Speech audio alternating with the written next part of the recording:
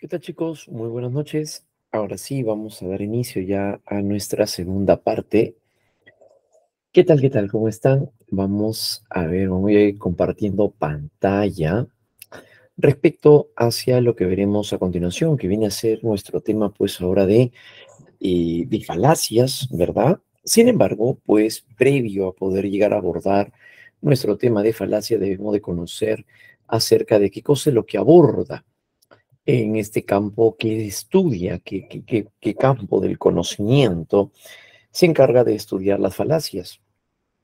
Y es por eso vamos a hacer un reencuentro, entonces muy puntual acerca también de ello. Bien, ahí está, entonces, listo. A ver, ¿se está captando la imagen que se está proyectando? Sí, pues se puede captar.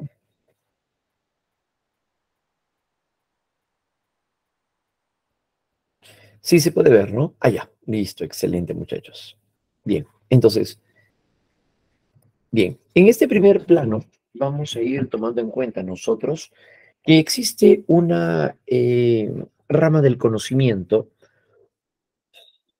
a la cual se conoce como la lógica, y esta va a llegar a ser una ciencia de carácter formal que va a estudiar los razonamientos. Y es que cuando hablamos acerca de las falacias, nos referimos también hacia un razonamiento, una forma de pensamiento, pero que ésta va a llegar a concluir, va a llegar a presentar conclusiones que no provengan de las premisas, van a llegar a presentar una falla en la estructura y en el contenido. Y para poder comprender entonces acerca de las falacias y cómo se expresan, bueno, pues primero debemos de entender entonces quién estudia las falacias. Y es por eso que tenemos que tener en claro pues estos conceptos. Como por ejemplo, que cuando llegamos a definir el campo de la lógica, esta permite llegar a buscar respuestas acerca de qué significa en sí el razonar. Todos los razonamientos llegan a ser correctos. ¿De qué va a depender entonces el que un razonamiento sea correcto o no? ¿Qué determina la forma correcta de pensar? Entonces, a lo largo de la historia existió un gran interés por llegar a responder a todo esto. Cuando nosotros llegamos a elaborar a lo mejor un razonamiento, ¿qué hace que nuestro razonamiento al final se vuelva algo correcto? ¿Qué lo determina, qué lo define y en quién podemos llegar a asumir que existiría de manera real? Entonces, siendo así, nos encontramos ahora con lo siguiente. La lógica va a llegar a definirse como una ciencia de carácter formal, pero que va a llegar a estudiar los principios, las leyes y los métodos que rigen así la validez de los razonamientos. Una palabra clave, hablar acerca de lógica, es referirnos acerca de la validez de los razonamientos. Y es que cuando hablamos acerca de la validez, se refiere a una propiedad que van a llegar a tener los razonamientos, en los cuales, a partir de ciertas premisas, llegamos a una conclusión. Y un razonamiento va a llegar a ser válido cuando la conclusión se deriva de las premisas. Y en este caso, entonces tenemos que el estudio de dichos métodos, la lógica, en el estudio de dichos métodos, la lógica se interesa más en sí en poder llegar a comprender la forma o la estructura que el contenido en sí de un razonamiento. Entonces, es así que la lógica viene a ser una ciencia de carácter formal porque va a estudiar razonamientos, los cuales pueden verse reflejados o representados de manera simbólica. Entonces, la lógica tiene esa característica. Si hablamos acerca de un razonamiento, ya que la lógica es la ciencia que estudia la validez de los razonamientos, bueno, pues ¿a qué nos referimos cuando hablamos acerca de un razonamiento? Entonces, lo entendemos de la siguiente manera. Un razonamiento viene a ser un argumento, es una estructura conformada por proposiciones, o sea, oraciones o enunciados, que afirman o niegan algo. Las proposiciones pueden llegar entonces a llegar a conformar las llamadas premisas, por las cuales a partir de estas proposiciones llamadas premisas se llega a otra proposición llamada conclusión. Entonces, en el campo de la lógica, Estas oraciones se les llama premisas. Claro, ¿no? Y eso va a llegar a ser la estructura de un razonamiento. Claro. Como por ejemplo en este caso, si hablamos acerca de una premisa, premisa uno, tenemos una oración. Todas las aves son ovíparas. Muy bien. Si todas las aves son ovíparas y, premisa número 2, las gaviotas son aves, en conclusión, tenemos que las gaviotas son ovíparas. Entonces, esto que estamos viendo viene a ser un razonamiento. Y como vemos, el razonamiento se compone de 3 oraciones: premisa 1, premisa 2 y conclusión. En este caso, se tienen 3 oraciones o 3 proposiciones, de las cuales a partir de las 2 primeras se llega a una tercera. Claro, a estas 2 primeras proposiciones se les llama premisas. Y estas van a ser las cuales a partir de ellas se va a llegar a una conclusión, como decíamos. Entonces esto que estamos señalando es precisamente un razonamiento. Un razonamiento es una estructura lógica en el cual a partir de unas proposiciones llamadas premisas se llega a otra proposición llamada conclusión. Recordemos que las proposiciones pueden llegar a ser verdaderas o pueden llegar a ser falsas. Mientras que si hablamos acerca de los razonamientos, más bien los razonamientos son los que pueden llegar a ser válidos o inválidos. Entonces, esto es algo de lo que debemos de tener claro. Muchas veces se confunde la validez con la verdad. Entonces, de tal manera que las proposiciones son las que pueden llegar a ser verdaderas o falsas, pero son los razonamientos los que van a llegar a ser válidos o inválidos. ¿Sí? Entonces, de esta manera, la lógica llega a buscar establecer la claridad de ciertos conceptos, como por ejemplo la verdad o la falsedad. Si hablamos acerca de una proposición, como por ejemplo, Ica está al sur de Lima, esto viene a ser una proposición. Y la proposición puede ser verdadera o puede ser falsa. Entonces, de esta manera, al momento de llegar a señalar la verdad, ¿cómo la entendemos? De acuerdo con la definición más tradicional, la verdad, recuerden que la verdad recae sobre las proposiciones, no en el razonamiento, sino en las proposiciones. De acuerdo a la definición más tradicional, la verdad es una propiedad que tienen las proposiciones o enunciados cuando se corresponden con el mundo de los hechos. Es decir, si decimos que Ica está al sur de Lima y vemos un mapa donde podemos apreciar que efectivamente Ica está al sur de Lima, entonces eso se convierte en la verdad. La verdad existe como coincidencia entre el enunciado y los hechos reales y los hechos observables. Entonces la verdad va a estar enfocado en relación a ello. El concepto entonces de verdad es una noción semántica, ya que requiere del significado de las proposiciones involucradas. Claro, ¿no? Entonces, si decimos a lo mejor el sol es una estrella, eso puede ser verdadero como puede ser falso. Claro. Podríamos decir todo número par es múltiplo de 2. Eso puede ser verdadero como puede ser falso. Entonces, la verdad implicaría la forma como se expresa como coincidencia entre el enunciado y la realidad. Bien, de eso se trata la verdad. El otro concepto clave dentro del campo de la lógica es la validez, que parte de esto al menos ya la referíamos. Se le llama validez a un razonamiento será válido en pocas palabras, cuando la conclusión se deriva de las premisas. Entonces, la validez es una propiedad o es la propiedad que tienen los razonamientos o los argumentos cuando están formulados de acuerdo con reglas de la lógica. Nos referimos en este sentido a la lógica formal, decíamos. Entonces, esa es la validez. En otras palabras, un razonamiento es válido o correcto cuando la conclusión del mismo se deduce necesariamente de las premisas, eh, de sus premisas. Como por ejemplo, si nosotros llegáramos a afirmar, si todos los hombres son mortales y Sócrates es hombre, en conclusión, Sócrates es mortal. Eso es una validez, porque la conclusión se deriva de las premisas. Entonces, de esta manera, un razonamiento cuya conclusión no se derive necesariamente de las premisas, entonces no es válido o simplemente no es correcto. Claro. Si decimos, si todo número par es múltiplo de 2 y 8 es número par, en conclusión, 8 es múltiplo de 2. Eso es válido. ¿Por qué? Porque la conclusión se deriva de las premisas.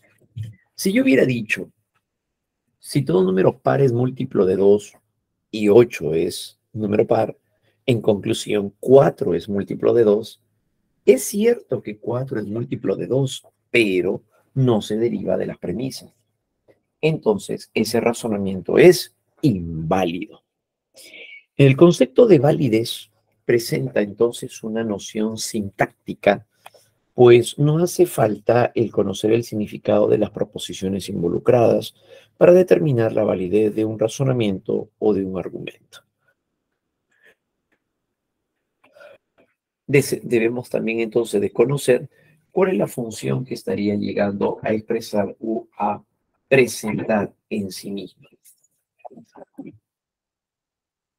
Como parte entonces de esta manera de esa expresión. La validez entonces puede establecerse entonces por la estructura del razonamiento sin necesidad de conocer el valor de verdad de las proposiciones que lo conforman. Entonces, aquí por ejemplo podemos llegar también a representarlo de manera simbólica, como lo que podemos apreciar en este caso. Si P entonces Q y Q entonces R, en conclusión P entonces R. La conclusión a la que se llega se deriva necesariamente de las premisas. Y si se hace la tabla de verdad, resulta que estamos frente a una tautología. Entonces, para demostrar la validez de un razonamiento, entonces se apela a métodos o recursos como la tabla de verdad. Entonces, de esta manera, si hablamos acerca de la validez, nos vamos a referir a que la conclusión se derive necesariamente entonces de las premisas. ¿Sí? Esa va a llegar a ser entonces la validez. Bien, recordemos entonces una vez más, cuando hablamos acerca de validez de un razonamiento. Un razonamiento será válido cuando la conclusión a la que se ha llegado a derivar necesariamente de las premisas. ¿Sí? Eso es ahora la validez. Vamos a verlo entonces con un ejemplo muy clásico. Corresponde a una propiedad que tienen los razonamientos correctos, es decir, todo razonamiento correcto debe indicarnos una validez, en el que la conclusión se deriva necesariamente de las premisas, ya que está justamente el ejemplo que estábamos dando. Claro, ¿no? Ahora, un tipo de razonamiento que llega a tener exactamente dos premisas y una conclusión, a eso se le llama silogismo. El silogismo es un tipo de razonamiento mediato,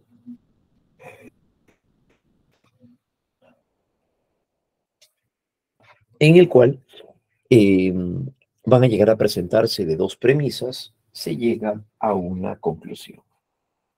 Ajá. Entonces de esa manera encontramos la validez de un razonamiento, ¿correcto? Muy bien. Ahora, en este caso, ya sabemos entonces la validez, cuando hablamos de la validez de un razonamiento, cuando la conclusión a la que se llega se deriva necesariamente, pues, de las premisas. ¿Bien? Ejemplo de validez. Muy bien. En el lenguaje verbal y simbólico, vamos a darnos cuenta de algo muy importante. La lógica se desenvuelve sobre un lenguaje que va a llegar a ser de carácter simbólico, porque recordemos que al ser una ciencia de carácter formal, entonces utiliza expresiones de este tipo. Las teorías científicas vienen a ser sistemas de enunciados que combinan el empleo del lenguaje verbal y el lenguaje también de carácter simbólico. Entonces, de ser así, es donde encontramos esta característica. Claro. Las teorías científicas entonces son sistemas de enunciados que combinan el empleo del lenguaje verbal con el lenguaje simbólico. El lenguaje verbal se refiere cuando llegamos a utilizar un lenguaje natural y el lenguaje simbólico es cuando llegamos a utilizar, como su nombre lo indica, símbolos. Así, una teoría como la desarrollada por Newton se basa en un lenguaje que va a ser de tipo verbal, como por ejemplo, todo cuerpo permanece en su estado de reposo o de movimiento rectilíneo uniforme, a menos que otros cuerpos actúen sobre él. Entonces, aquí estamos utilizando un lenguaje natural, pero en la lógica se llega a utilizar más bien un lenguaje de carácter simbólico. Tratándose entonces de la misma teoría, podemos apreciar también el uso del lenguaje simbólico, que permite un mayor grado de precisión, proporcionando además una capacidad operativa para los conceptos. Entonces, de esta manera, al momento de señalar que fuerza es igual a masa por aceleración, entonces entendemos a partir de ello esta participación. ¿Ya? Muy bien. Entonces, el manejo de lo que nosotros vamos teniendo va a llegar a caracterizarse a raíz de este campo, el lenguaje verbal y el lenguaje simbólico. ¿Ya? Muy bien. Entonces, tiene que ver con ello, ¿no? Por otro lado, el lenguaje lógico en la ciencia también cobra un valor muy significativo. La lógica va a llegar a ser utilizada para el campo también matemático, va a ir incursionando también en el uso del lenguaje natural. Convertir el lenguaje natural a un lenguaje simbólico es algo que ha beneficiado por su nivel de rigurosidad para la ciencia. Entonces, de acuerdo con los representantes del neopositivismo o del Círculo de Viena, y con algunos críticos como Popper, el lenguaje lógico es un instrumento de análisis del conocimiento científico. Entonces, ¿va a llegar a ser necesario poder llegar a utilizar el lenguaje lógico como parte del conocimiento científico? Sí. Para el análisis epistemológico se requiere entonces de un lenguaje que sea riguroso y preciso. El lenguaje lógico que sirva para poder evaluar el valor hipotético de las leyes científicas, por ejemplo. Claro, ¿no? Entonces, como parte de una contribución de naturaleza eh, epistemológica, entonces, se requiere de un lenguaje que vaya a llegar a presentarse con rigurosidad y con precisión. Esto que es el lenguaje lógico, ¿no? Y que sirva también para poder evaluar. Entonces, la manera como se plantean las teorías. Según epistemólogos, entonces, como Popper, las leyes científicas, aunque estén respaldadas en la experiencia, no pueden llegar a ser verificadas plenamente. Claro, ¿no? Y en este caso, desde el punto de vista popperiano, por eso establece una crítica a las leyes científicas, porque no se pueden llegar a verificar en todos los hechos. Gottfried Frege, considerado el padre de la lógica moderna, sostuvo además también la diferencia entre el lenguaje y el metalenguaje, influenciado especialmente por el filósofo británico Bertrand Russell. Pero fue Ludwig Wittgenstein y quien fijó los límites del lenguaje, el propósito de su principal obra en el Tractatus Lógico Filosófico, que es establecer los límites del lenguaje.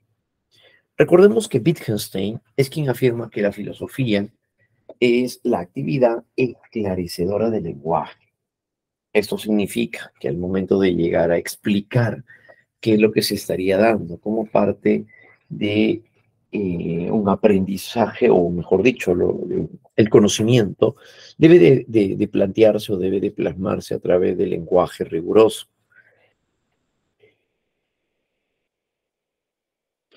Si no llegamos a utilizar un lenguaje que sea preciso y riguroso, bueno, pues sucede entonces que tiende ello a generar limitación en su desarrollo o desenvolvimiento.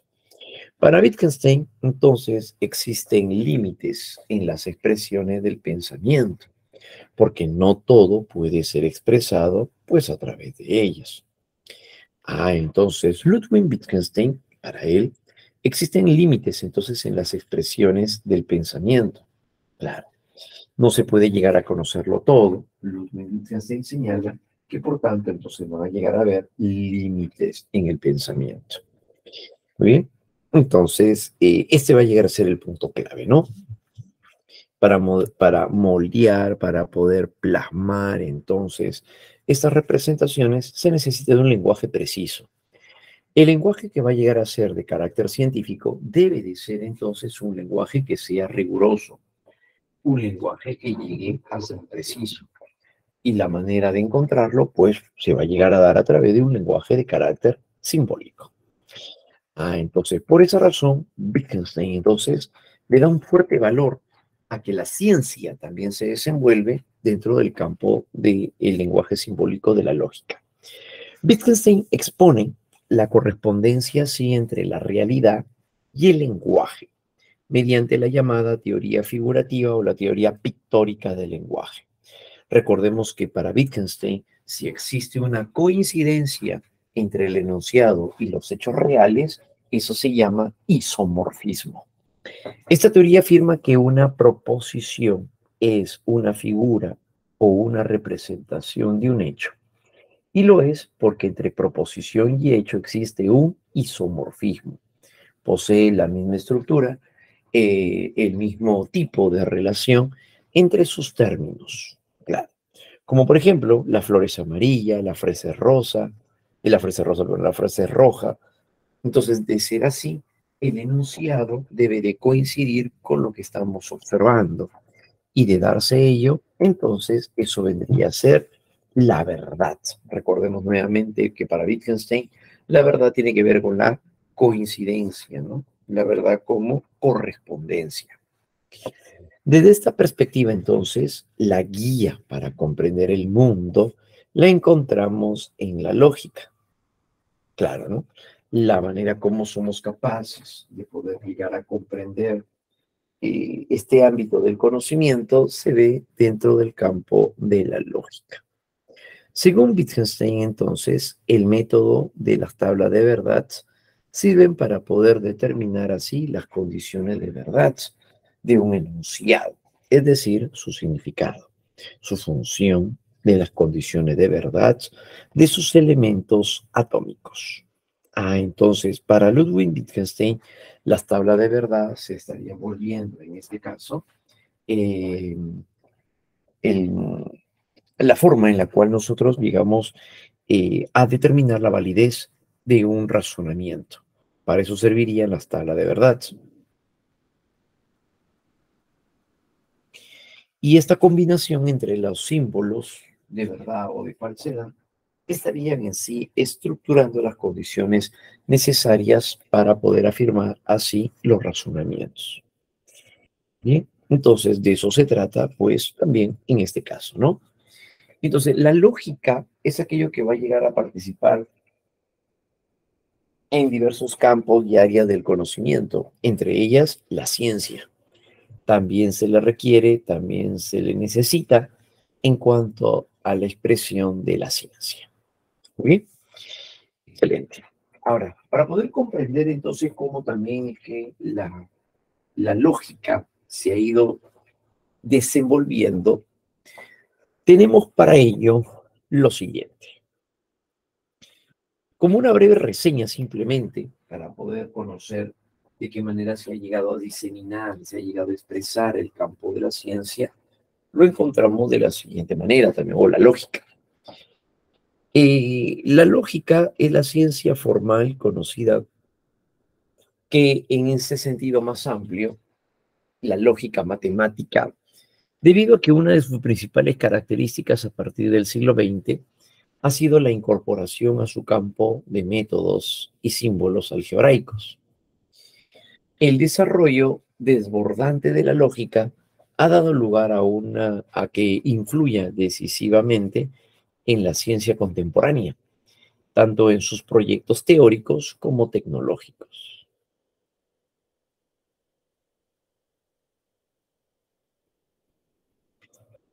Entonces, a lo largo de la historia de la lógica, se ha buscado llegar a comprender cuál vendría a ser el fundamento de los razonamientos y de qué recursos nos valemos para que esto sea real.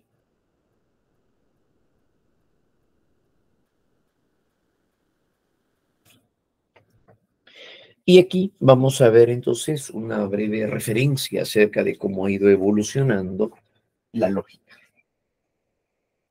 Entonces, en la Edad Antigua, partimos de aquí, de la Edad Antigua, los orígenes de la lógica se remontan hacia Aristóteles, personaje que en su obra llamado El Organón llegó a atender y proponer también a los llamados silogismos. Claro, ¿no? Quien en su trabajo, entonces conocido como el órgano, desarrolló el primer estudio sistemático de la deducción en la sección denominada primeros analíticos. Ahí donde encontraríamos a los primeros analíticos, Aristóteles. Aristóteles examinó así en particular un tipo especial de deducción, llamado silogismo. Todo silogismo de qué se compone de tener dos premisas y una conclusión. Hablamos entonces así de dos premisas y una conclusión. Entonces Aristóteles examinó así en particular un tipo especial de deducción, ¿no? Claro, un silogismo, recordemos que es un tipo de razonamiento deductivo en el cual a partir de dos premisas, dijimos, se llega a una conclusión. Bien, de eso se trata. El acierto de Aristóteles radicó principalmente ahora en estudiar estas deducciones, considerando solo una forma o estructura como independencia de su significado o contenido.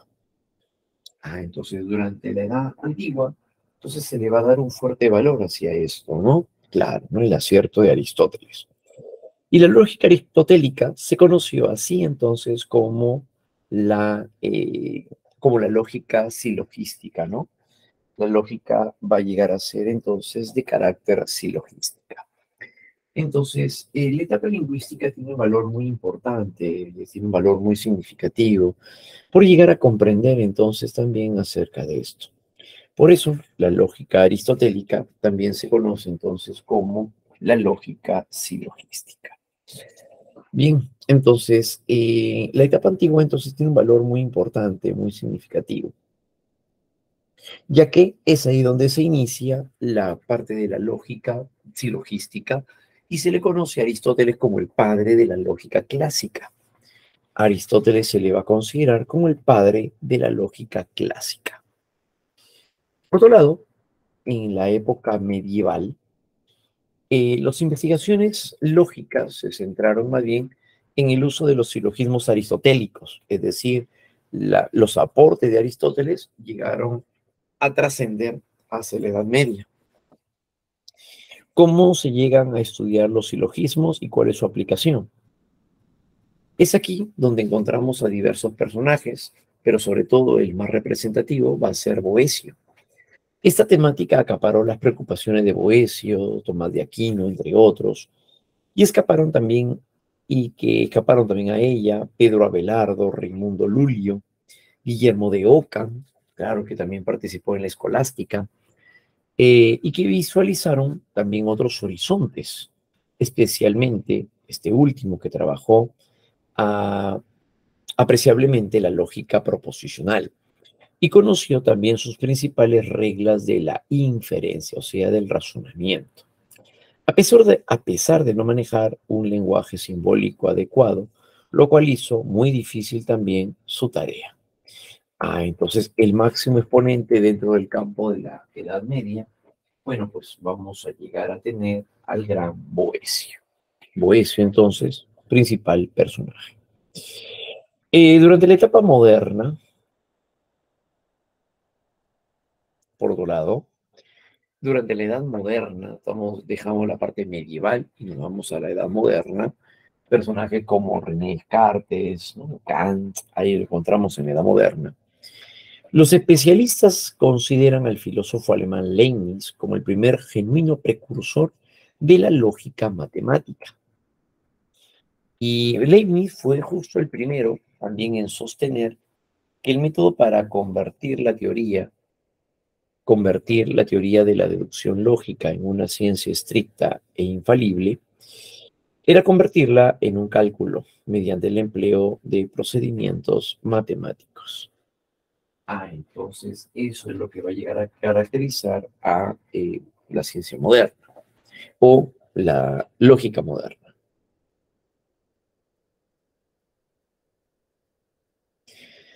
Es así como el proyecto de Leibniz era demasiado ambicioso también y por ello fracasó. Aunque su intuición fue grande, estuvo lejos de materializarse, ya que requería de la construcción de un lenguaje simbólico que supere significativamente la vieja lógica aristotélica. ¿Qué significa? Que Leibniz se preocupó por darle una simbología al construir un razonamiento. Pretender darle una simbología hacia lo que viene a ser el uso de un razonamiento es lo que lo va a llegar a caracterizar. Entonces, Leibniz tiene un valor muy importante hacia todo esto.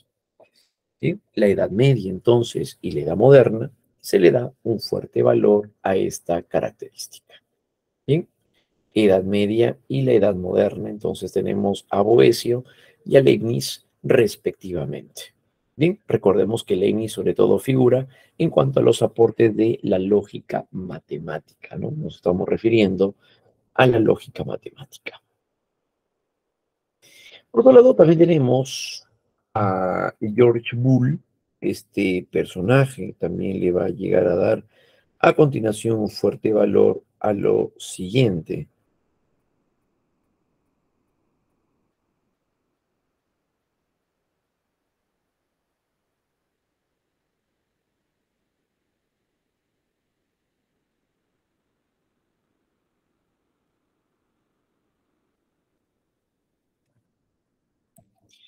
Desde el punto de vista de Boole, el creador indiscutible de la lógica matemática, eh, fue quien utilizó también el lenguaje del álgebra para atacar los problemas lógicos tradicionales planteados también por el silogismo aristotélico, los cuales resolvió a través de procedimientos mecánicos de cálculo. Entonces, de esta manera, cuando hablamos acerca de Boole, le da un valor muy significativo, sobre todo también hacia ello, ¿no? El álgebra de Boole manifestó además su potencia resolviendo problemas que excedían los alcances de la lógica aristotélica y poniendo por primera vez en evidencia los errores de Aristóteles. Entonces, Boole llega a utilizar una simbología nueva para poder representar el silogismo aristotélico.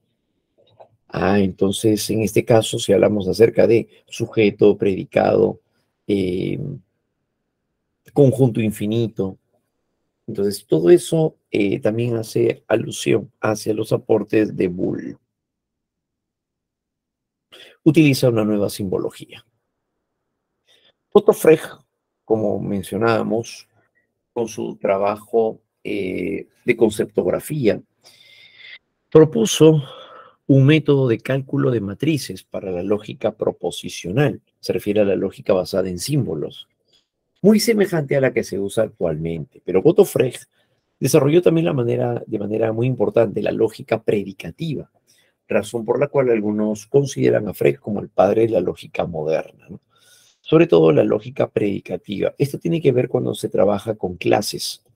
Se trabaja con clases o se trabaja con conjuntos, ¿no? Si queremos verlo también así.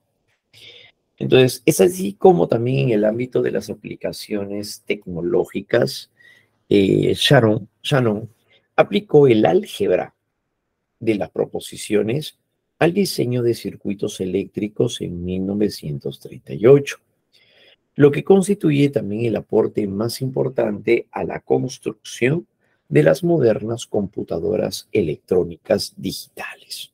Así, la lógica matemática dejó de ser un instrumento puramente teórico para convertirse en un instrumento que sirve de soporte a la tecnología más sofisticada de nuestra era. Entonces Shannon llega a utilizar también el álgebra y lo vincula o lo relaciona con la lógica, claro, ¿no? Lo cual llegó a contribuir enormemente hacia el desarrollo de la era computacional en Estados Unidos. Entonces, la era digital, la era computacional, juega también un rol muy importante la lógica, ya que a través de las combinaciones binarias permite dar solución a diversas situaciones brindadas. Entonces, esa es una referencia muy puntual acerca de lo que va a llegar a ser la lógica en este campo, ¿no? Así es. Ahora, por otro lado, pero así como existen las verdades,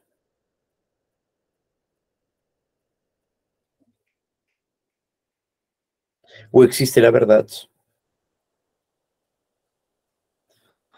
nos vamos a encontrar ahora con un conjunto de ideas, las cuales no tienen un fundamento objetivo, a lo que se le llamaría creencias.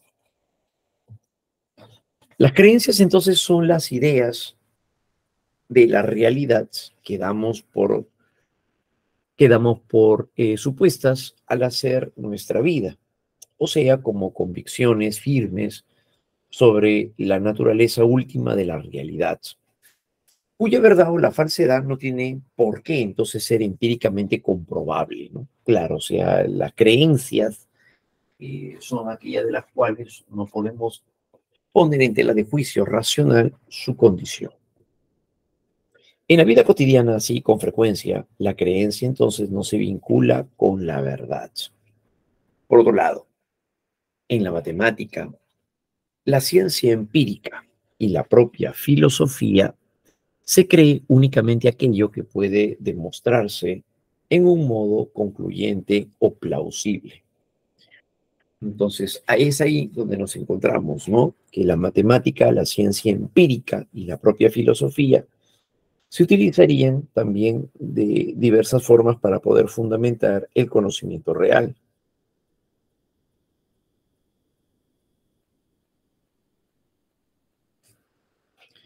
En otros dominios, sobre todo en el campo de la religión y de la política, la mayoría de las personas cree acríticamente lo que se les ha enseñado.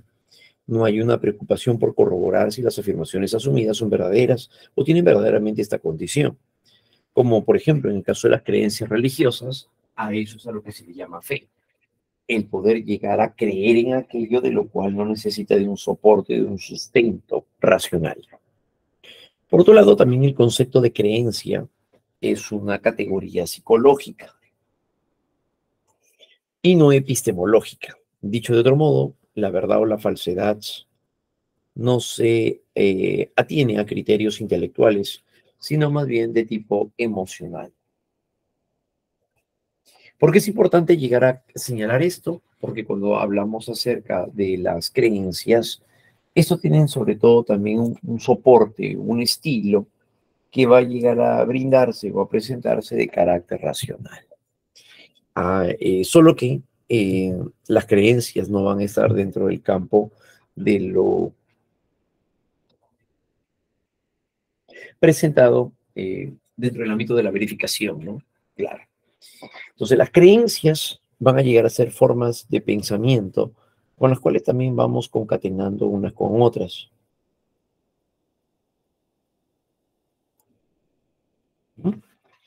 En ese sentido. Entonces, el abordar los razonamientos va a llegar a ser el tema central de la lógica. Y el aspecto central de la lógica va a estar desbordado a partir de ello, ¿no? Claro. Ahora, en cuanto a los razonamientos, vamos a tener en cuenta a continuación lo siguiente.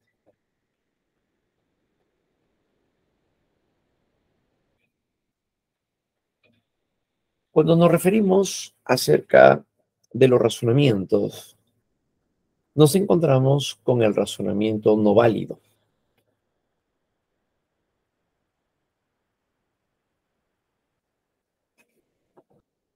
¿Qué viene a darse entonces ahora a raíz de esto?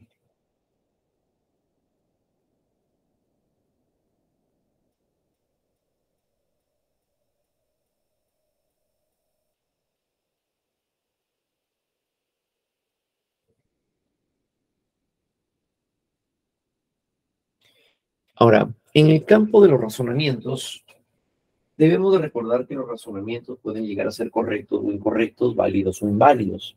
Claro. Y a lo que llamamos un razonamiento no válido, en estas distintas formas de razonamiento incorrectos o no válidos, se encuentran aquellos que tienen la apariencia de ser válidos por su carácter sugerente o persuasivo, pero que en estructura no lo es.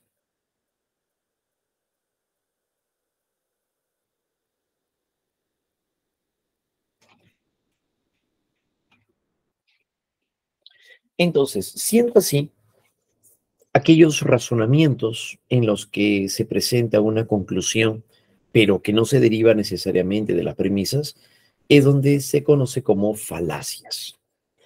Las falacias entonces van a ser formas de razonamiento que aparentemente son correctos, aparentemente son correctos.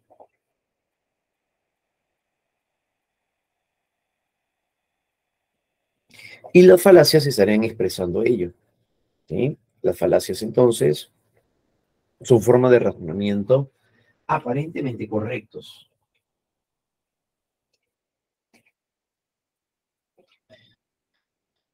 Y en este caso vamos a ver cómo se van a llegar a expresar. Cuando hablamos acerca de las falacias,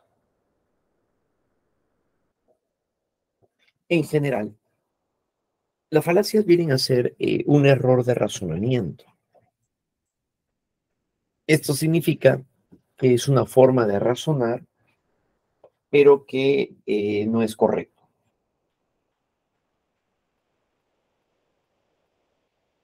Se presentará así entonces una forma de razonamiento, pero que no llega a ser correcta, ¿no? Claro. Entonces, un error no suele ser evidente, dice, ¿no? Por lo que el argumento entonces engaña con facilidad. Claro. Las falacias entonces, por esa razón, van a llegar a ser entendidas como razonamientos aparentemente correctos. Entendidas van a llegar a ser entonces como formas de razonamiento aparentemente correctos. Aparentemente correctos. Donde también una de las habilidades filosóficas es aprender también a localizar este tipo de razonamiento erróneo. Claro, ¿no? ¿Por qué? Porque al momento en el cual se conocen las falacias, se puede conocer la intencionalidad del hablante. Por ejemplo, para todos aquellos que van a estudiar derecho, aquellos que estudian derecho van a estudiar falacias, ya que las falacias van a llegar a ser formas en las cuales las personas pueden llegar intencionalmente a pretender generar o cautivar a la audiencia,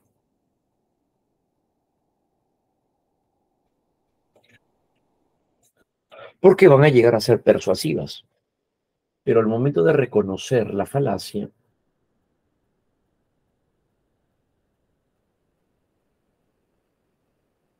llega a quedar sin fundamento. Entonces las falacias son eso, ¿no? Eh, Vienen a presentarse de esta manera como una habilidad filosófica, entonces, donde aprender a localizar este tipo de razonamiento se vuelve erróneo. Y aquí se van a distinguir dos clases de falacias. Nos referimos a las falacias formales, que ocurren al interior del campo de la lógica. Las falacias formales son aquellas en donde se atenta contra algún principio lógico, eso se le llama falacias formales. Y tenemos también a las falacias no formales, son aquellas que ocurren más bien en el mundo de la vida cotidiana. Claro, las falacias formales se denominan así aquel tipo de falacia en el cual se atenta contra un principio lógico. Entonces, de tal manera que si hacemos la tabla de verdad, que es lo que comentábamos hace un momento cuando veíamos una fórmula lógica, si hacemos la tabla de verdad y no resulta y no resulta una tautología, estamos hablando de una falacia formal. Estamos hablando entonces de una falacia formal.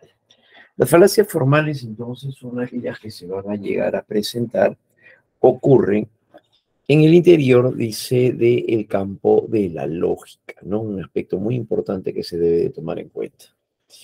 Las falacias entonces no formales pueden llegar a incurrir ahora más bien en la vida cotidiana, en el lenguaje ordinario.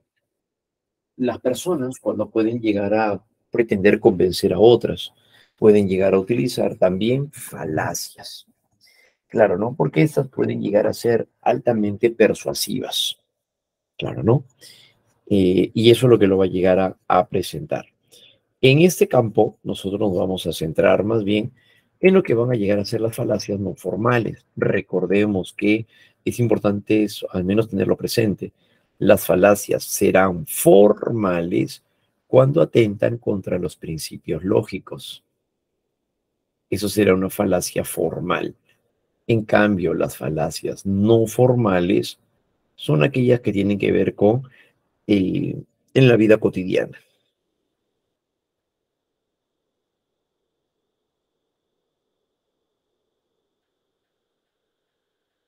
En este caso, entonces, nos vemos reflejado lo siguiente, ¿no? Falacia de atingencia.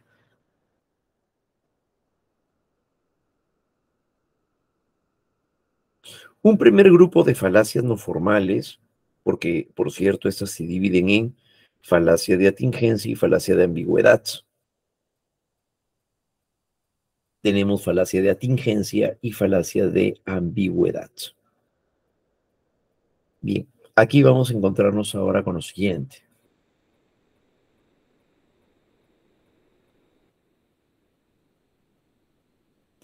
Si hablamos acerca de la falacia de atingencia, todas las falacias de atingencia van a ser aquellas en donde la conclusión no se deriva de las premisas. Se comete entonces cuando la conclusión no está de acuerdo, no va de acuerdo con la premisa planteada. Diciéndolo de otra manera, cuando la conclusión a la que se llega no proviene de premisas señaladas.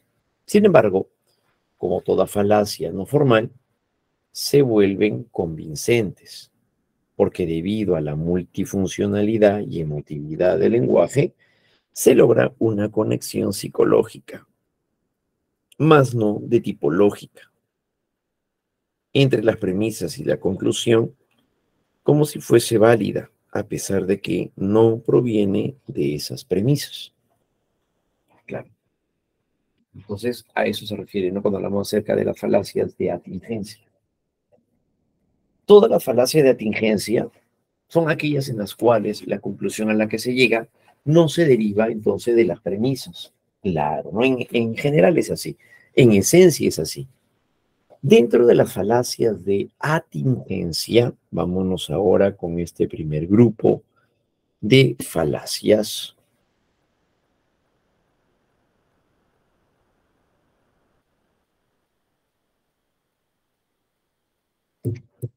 Vamos a encontrarnos entonces con lo siguiente. Tenemos, uno, la falacia ad baculum. Recordemos que todas estas se van a llamar falacia de atingencia. Argumentum o falacia ad baculum. La falacia ad baculum es aquel tipo de falacia en la cual más bien se apela a la amenaza. Claro, ¿no? Sin duda elige usted la mejor opción. Libremente le recuerdo que significa la persona de manera indirecta, lo que está llegando a hacer es amenazar, no amedrentar. Claro. Pero en este caso, las falacias que son ad baculum son aquellas que apelan entonces de esa manera hacia la amenaza. Se comete entonces cuando se persuade, no por la razón, sino por la fuerza, la coacción, y que va desde la amenaza física, el azote, la bofetada, los malos tratos, la tortura, dice, ¿no? A la más sutil, a la más sutil de apelar a los propios intereses de la persona a quien a quien se pretende persuadir. Entonces, las falacias que van a llegar a ser ad baculum son aquellas que están bajo amenaza, entonces, de una u otra manera. Por ejemplo, el jefe de una empresa le dice a sus colaboradores: en la tarde tendremos una reunión de emergencia. Apelo a que se quedarán. Además, hoy se pagarán las horas extras del mes anterior para los que nos acompañen esta tarde. Entonces, ¿qué significa? Que prácticamente pues los está obligando a tener que quedarse. Claro.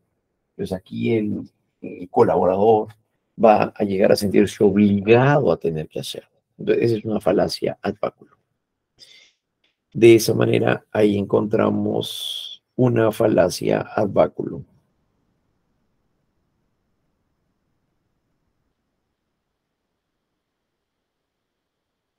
Eso se convertiría entonces en una falacia, dijimos, ad baculum, ¿no? Porque se apela a la amenaza. Esa es la condición. Por otro lado, tenemos otras falacias.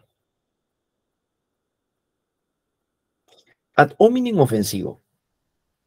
Se le llama así ad hominem ofensivo porque se apela a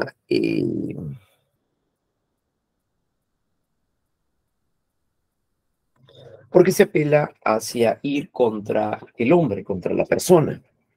Aquí no se ataca el argumento, lo que se ataca más bien es a la persona.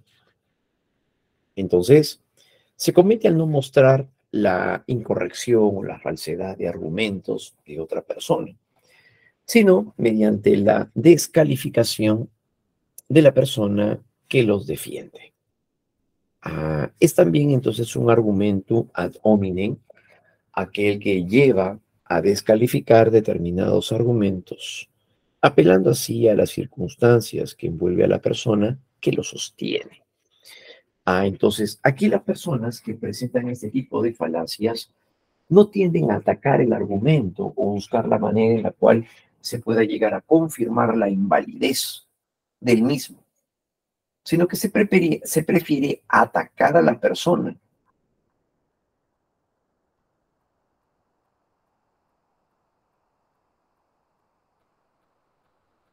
Esto se estaría presentando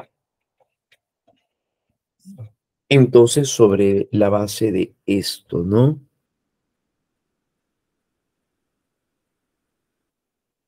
Muy bien. Entonces, esta característica es la que va a llegar a centrarse a partir de ello.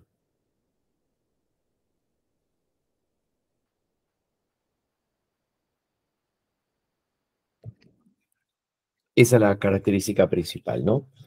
Entonces, es también conocido como un argumentum ad hominem. Entonces decíamos, ¿no? Aquel que lleva a descalificar determinados argumentos, apelando a las circunstancias que envuelven a la persona que lo sostiene.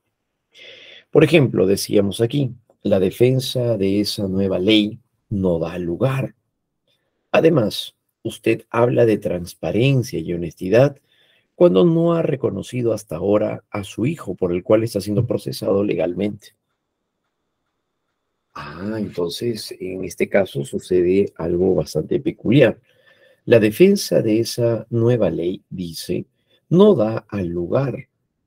Además, usted habla de transparencia y honestidad. Estamos hablando entonces de un debate probablemente dentro del campo, no sé, político, jurídico, como se le suele llamar, ¿no? Claro, ¿no? Y es ahí donde se presenta eso, ¿no? Además, usted habla de transparencia y honestidad, cuando pues no ha reconocido hasta ahora a su hijo, ¿no? Por el cual está siendo procesado legalmente. Entonces, ese detalle se va a ver expresado en este campo, ¿ya? Ad hominem ofensivo. Entonces, de esa manera es cuando se llega a apelar hacia ofender a la persona, hacia atacar a la persona y no se llega a atacar el argumento. Entonces, esa falacia va a llegar a expresarse entonces así y de esa manera, ¿no? Alguien que viste tan mal no puede tener la razón. Entonces, consideraría en este caso que la razón entonces a la cual debería de llegar a presentar un individuo se ajusta a cómo está vestida la persona, ¿no? Entonces se convierte, nuevamente dijimos pues esto, en una falacia. ¿Sí? La falacia ignoratiam. Cuando hablamos acerca de la falacia ad ignoratiam, aquí recordemos que las proposiciones son las que pueden llegar a ser verdaderas o pueden llegar a ser falsas. Eso es algo de lo que ya habíamos comentado, ¿no? Las proposiciones pueden llegar a ser verdaderas como también pueden llegar a ser falsas.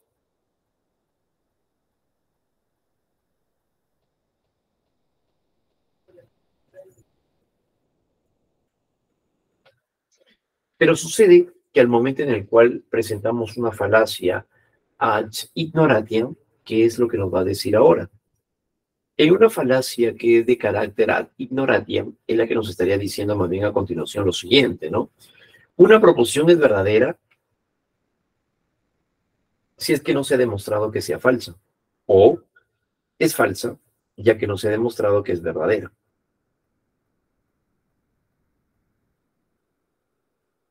Entonces, en eso se caracteriza las falacias ad ignoratiam. Entonces, se comete cuando se afirma la verdad de una proposición simplemente porque no se ha demostrado que sea falsa, y viceversa, ¿no? Los fantasmas existen porque nadie ha demostrado que no existen. O los fantasmas no existen porque nadie ha demostrado que existan. Entonces, eso es una falacia ad ignoratiam. No podríamos llegar a considerar que una afirmación es verdadera porque no se ha demostrado que sea falsa, ¿no? O que sea falsa porque no se ha demostrado que sea verdadera. Entonces, de eso se va a llegar a tratar en este caso, ¿no? Claro. Entonces, el Sol es hueco y como no puede probarse lo contrario, entonces es verdad. Es una proposición es verdadera porque no se ha demostrado que sea falsa. Claro, ¿no? A eso se refiere cuando hablamos acerca de la falacia ad ignorantia. Esto estaría caracterizando a la falacia, entonces, ad ignorantia. Como parte, entonces, de dicha expresión.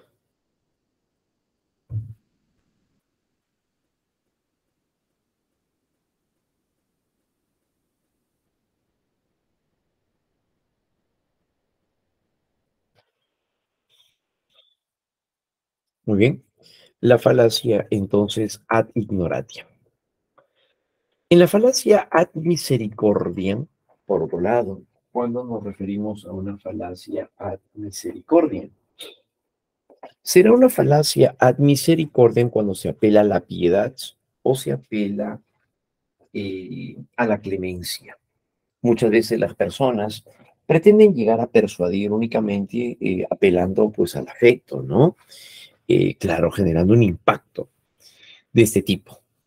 Entonces, la falacia ad misericordia es un razonamiento equivocado, pues, o falaz, que recurre a la piedad para aceptar una determinada conclusión. El apelar a la piedad significa que estaría llegando a incurrir a la parte afectiva, a la condición afectiva. Por ejemplo, me merezco la beca para estudiar en el extranjero porque ese fue el último deseo de mi madre antes de fallecer hace 2 meses. Entonces aquí la persona está llegando a pretender basar, señalar el por qué debería de ganarse la beca, ¿no? Pero al momento de expresarlo, dice, ¿no? Me merezco la beca para estudiar en el extranjero porque ese fue el último deseo de mi madre. Entonces, dentro del argumento del por qué debería de llevarse la beca, esta persona lo que hace es apelar a los sentimientos, es apelar a la emoción. Claro, ¿no? Entonces apela por eso a la misericordia, por supuesto. Esta señora es arrestada y le dicen, está arrestada por asesinar a su madre. Ella dice, tenga piedad, mire que he quedado huérfana. Entonces, en este caso, la persona está apelando a la piedad y a la clemencia. para poder llegar a generar una conmoción y poder llegar a afectar a alguien emocionalmente. Eso es lo que va a llegar a ser entonces con respecto hacia la falacia ad misericordia. Eso implicaría la falacia ad misericordia. En muchas ocasiones también se va a llegar a utilizar la falacia ad misericordia para poder llegar a generar un cambio en el argumento de otros. Eh, Como por ejemplo en este caso, podemos llegar a verlo en nuestra vida cotidiana, como cuando estas personas que venden sus caramelos, por ejemplo, ¿no? Si llega a preguntárseles, eh, ¿por qué habría que comprarles? ¿Cuál es su argumento? ¿No? Estas personas suelen decir, lo que pasa es que yo tengo tal enfermedad, también tengo esto, también tengo aquello. Eh, y por lo tanto la persona lo que hace es apelar también a la misericordia y a la piedad.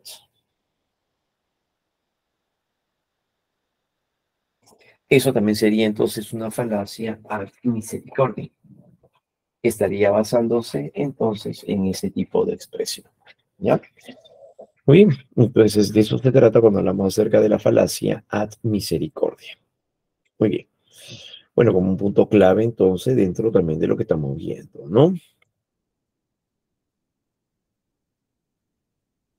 En una falacia ad populum, vámonos ahora a una falacia ad populum. En la falacia ad populum, este es un tipo de falacia donde se apela al pueblo. Y cuando decimos de apelación al pueblo, se refiere a apelación a la mayoría. Ujú. La falacia entonces, ad populum, proviene del latín, en latín dirigido al pueblo, es un sofisma populista. El término sofisma, a ver, es importante ya que lo estamos leyendo aquí, es importante señalar lo que es un sofisma de un paralogismo.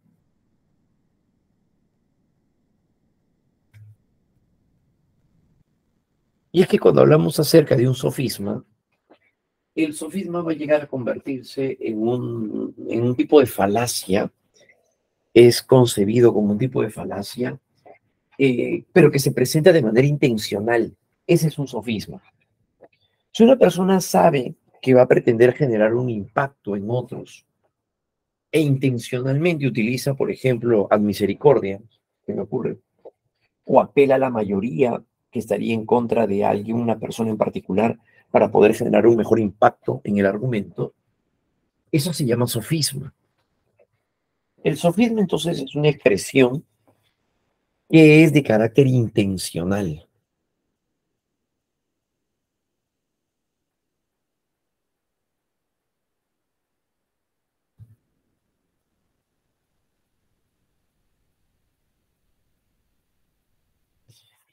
Entonces, de esta manera, el sofisma se caracteriza por ser intencional.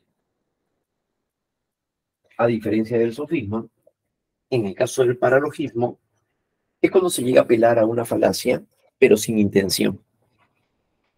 Claro, ¿no? Aquí no se pretende realizar o llevar a cabo con intención.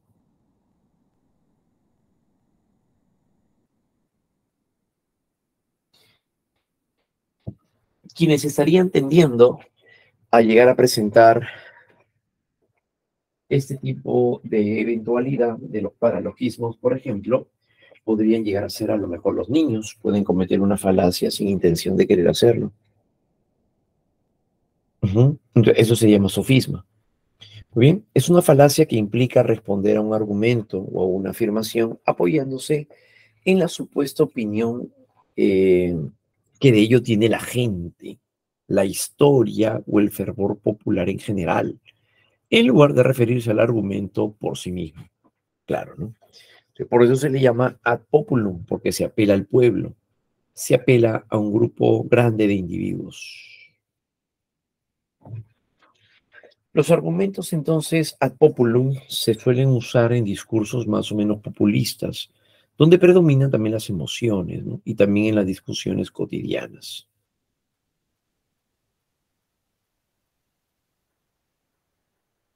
También se utiliza en la política y en los medios de comunicación incluso adquiere una mayor firmeza cuando se va acompañada de un sondeo, una encuesta que respalda la afirmación falaz. Entonces, de eso se llamaría una falacia ad populum, cuando se apela a la mayoría de personas o la mayoría de individuos. Claro, ¿no? Entonces, una falacia ad populum sería así, si llegara a afirmar, todos los hombres son infieles, dice una joven, ante la pregunta, ¿y cómo sabes? ¿Cómo estarías tan segura de que en verdad todos los hombres son infieles? Entonces ella apela a la mayoría. Claro, porque así es como opinamos todas, sí o no, chicas. Y al preguntarle a las chicas, encuentra lo mejor que todas están de acuerdo con lo mismo. El argumento del por qué algo es se estaría dando en función entonces a esta característica dada, ¿no? Que vendría a ser la mayoría.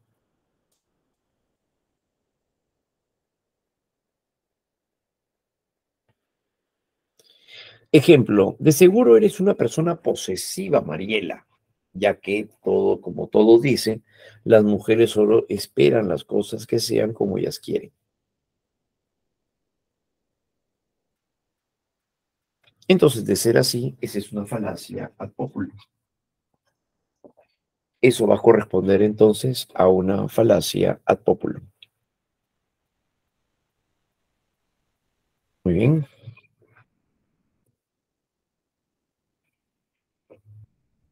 Eso va a llegar a convertirse entonces en una falacia ad populum. En una falacia, a continuación ahora, ad verecundia, cuando se presenta una falacia ad verecundia. Ad verecundiam es cuando se apela a la autoridad, pero un detalle importante, no es cualquier autoridad. Se trata de apelar a una autoridad que no tiene nada que ver con algún enunciado o caso en particular. Entonces va a estar referido sobre todo hacia ello. Por ejemplo, si dijéramos, existe vida en otros planetas, ¿por qué estás tan seguro? Porque el Papa Juan Pablo II lo llegó a afirmar. Así lo afirmó. Pero el Papa no es un astrofísico, el Papa no es, digamos, un científico que llegó a señalar, comprobar que en verdad pues existiría vida en otros planetas. No, solamente lo dijo. Pero el Papa no es una autoridad. No, solo es una figura conocida, representativa, eh, pero no tendría nada que ver con el enunciado citado. Sí.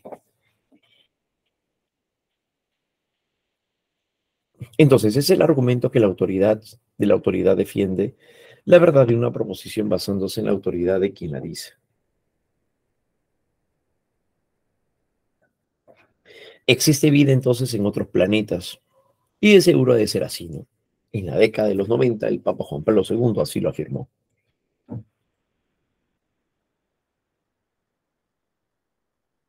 En este caso, entonces, se apela a una autoridad. Si hubiéramos mencionado en ese sentido, por ejemplo, algo como el partido fujimorista es el menos honesto del Perú, ya que así lo dijo el señor Mario Vargas Llosa. El argumento de lo que se está afirmando proviene sobre la base de una autoridad. En este caso, hablar acerca de Mario Vargas Llosa, no estamos hablando pues, de un politicólogo, ¿no? Claro. Entonces no estamos refiriendo acerca de un personaje de ese tipo. Claro. Entonces existe entonces esta característica del ad verecundia. Como premio Nobel de literatura recomiendo el vino tinto para combatir la caspa. Falacia, ¿no? Entonces, este premio Nobel de literatura, pues no guarda ninguna relación, pues, con el poder recomendar, en tal caso, algún tipo de elemento, sustancia contra la caspa, ¿no? Claro. ¿Por qué? Porque no estudia la piel, no se enfoca hacia el área de la salud, nada que ver con eso, solo ha recibido un premio Nobel de literatura, no es un literato. Entonces, eso se llama verecundia, es cuando se apela a una autoridad, pero que cuya autoridad, por cierto, no tiene ningún tipo de referencia seria relacionado con el tema tratado. ¿Bien? Entonces, a ellos se le llaman argumento ad verecundia.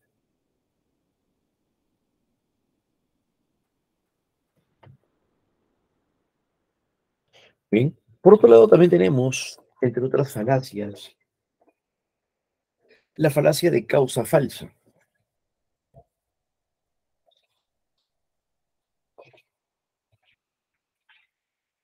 En la falacia de causa falsa, llegamos ahora a presentar la siguiente idea. Cuando hablamos entonces de una causa falsa, debido a los fenómenos eh, que han ocurrido en la secuencia, dice, ¿no? Que se ha asumido una causa como después de otra. Es decir, cuando un suceso viene acompañado de otro, asumimos que el primero es una causa y el segundo es el efecto. Entonces en este caso por eso dice, debido a que dos fenómenos han ocurrido a la vez o en secuencia, se ha asumido de que uno es causa del otro. Se ha establecido la relación de causalidad basándose solo en coincidencia de acontecimientos, cuando en realidad pueden estar en juego otros factores, como por ejemplo, ¿no? Me tomé el refresco y me empezó a doler la cabeza. En conclusión, el refresco provoca dolor de cabeza. Entonces, así es como lo encontraríamos en este caso, es la causa falsa. La causa falsa puede estar relacionado también a las supersticiones.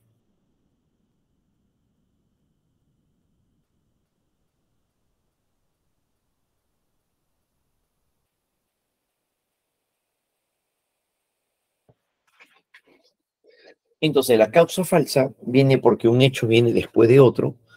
Asumimos que uno es causante o que provocaría lo segundo.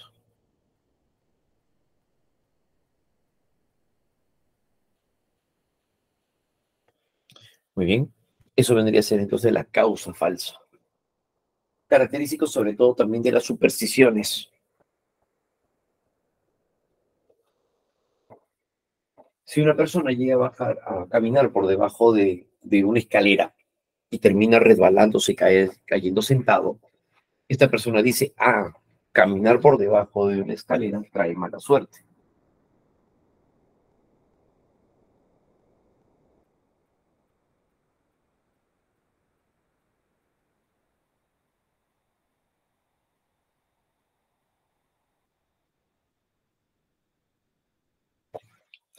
Entonces, ese es donde encontramos la causa falsa, ¿no? Principalmente como base para las supersticiones. En el caso de la pregunta compleja, que consiste en la formulación de una interrogante, de una pregunta, pero que tiene una doble intención también. Se comete entonces esta falacia cuando se realiza una pregunta que presupone algo que no ha sido provocado o probado, perdón. Claro, ¿no? Como por ejemplo, ¿todavía golpea usted a su mujer o a su esposa? Responder sí o no significaría afirmar que la persona efectivamente ha golpeado a su esposa en el pasado, ya que el hecho está implícito en la pregunta. Esa es la pregunta compleja. Entonces, la pregunta compleja finalmente tiene una doble intención. Claro. Uno, explorar la afirmación del otro. Y dos, lograr que pueda caer en una contradicción.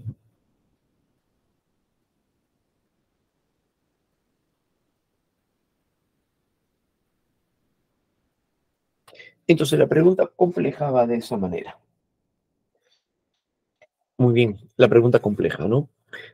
Una señora al momento de llegar a preguntarle, a lo mejor a su hijo mayor,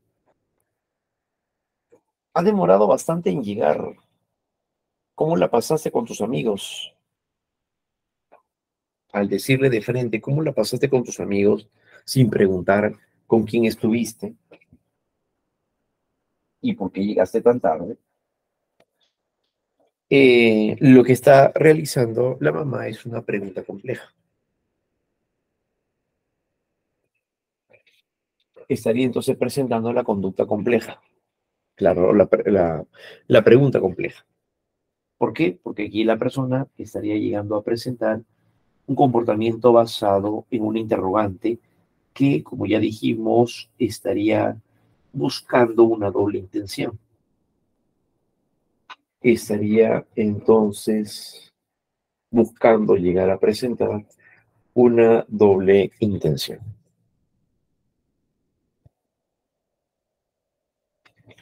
Sería así entonces una doble intención.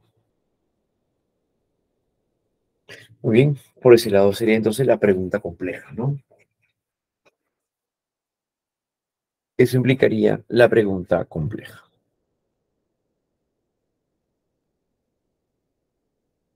Entre otras falacias también que encontramos también la de generalización apresurada o accidente inverso. Este tipo de falacia se comete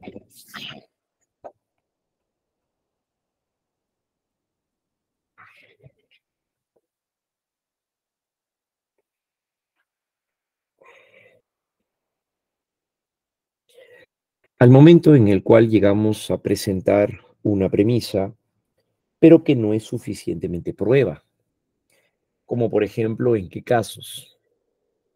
La generalización apresurada es una falacia que consiste en realizar una conclusión generalizadora, pero a partir de hechos aislados o que presentan poca evidencia. Un ejemplo muy sencillo es como el que vemos. Nos encontramos ante una plaga de ovejas negras, cuando solamente pues hay una. Entonces no es una prueba suficiente al ver a una sola oveja negra para decir que nos están invadiendo las ovejas negras. Entonces se trata de una falacia, puesto que el razonamiento que emplea no es válido, ya que no garantiza que lo que se argumenta sea cierto, pudiendo llegar a conclusiones erróneas. Entonces, en este caso, ¿dónde lo podemos llegar a mostrar? De la siguiente manera, esa es su estructura. Si A es verdadero, pero prueba insuficiente de B, entonces B es verdadero. Claro. Ejemplo. Los adolescentes hicieron esas pintas en las paredes. Por lo tanto, todos los adolescentes son desconsiderados e irresponsables. Entonces, eso se llama generalización apresurada, porque a partir de unos cuantos adolescentes no podríamos estar seguros de que todos los adolescentes son así.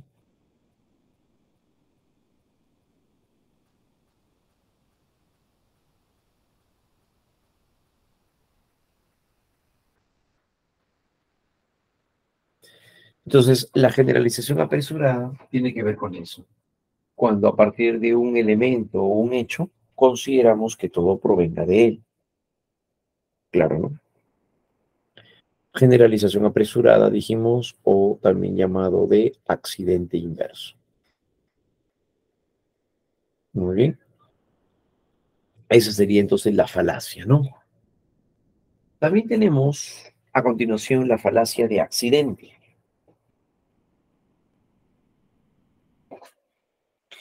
Tenemos también a la falacia de accidente.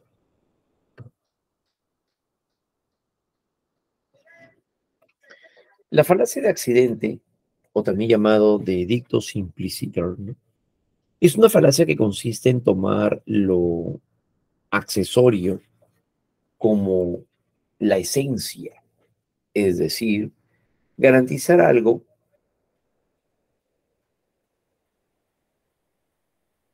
que puede ser simplemente una excepción o accidente. Por ejemplo, una falacia de accidente, por eso se le llama así, ¿no? De accidente. Por ejemplo, aquí se comete un accidente.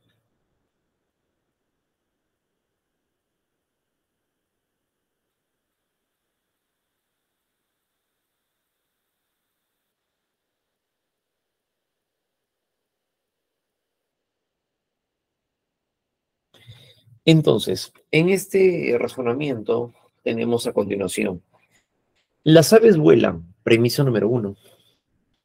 Premisa número 2, los pingüinos son aves. Conclusión, los pingüinos vuelan. En este caso, ¿dónde se cometió el error? Al momento de apresurarnos diciendo de que las aves vuelan, todas las aves vuelan.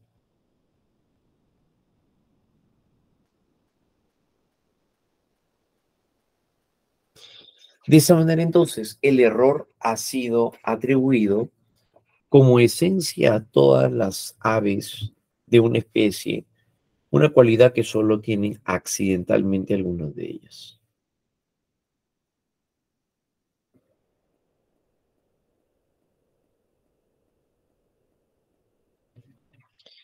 Entonces, la falacia de accidente ocurriría entonces cuando llegamos a presentar este tipo de expresión, ¿no? Entonces, las aves vuelan, no llegamos a confirmar que así sea. Entonces, asumirlo como verdadero hace que se pueda llegar a conclusiones también erradas. ¿Muy bien? De esa manera, entonces se llama falacia de accidente. Esa es a la que se conocerá como la falacia de accidente.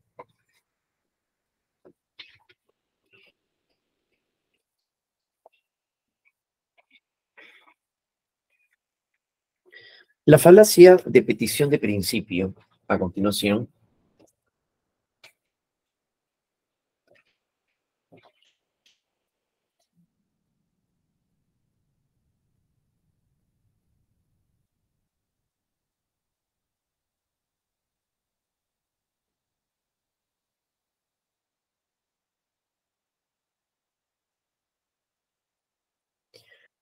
en una falacia de petición de principio, se le conoce también como un argumento circular.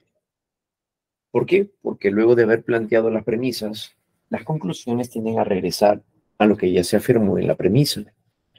La falacia de petición de principio, también llamada de petitio principi o argumento circular, consiste en un argumento por el cual la conclusión que necesita ser probada ya está presente en alguna de las premisas.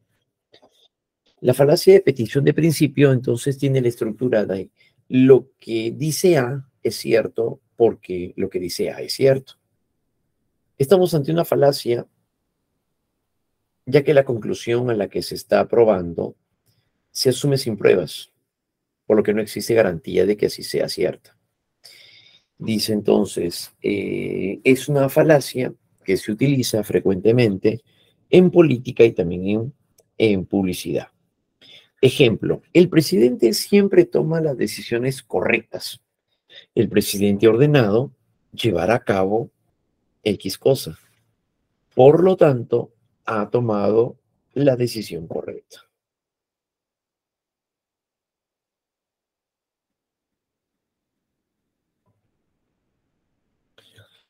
Bien, entonces de tal manera que ya estaba en las premisas, prácticamente no damos cuenta de que se concluye en aquello que ya se afirmó en la premisa.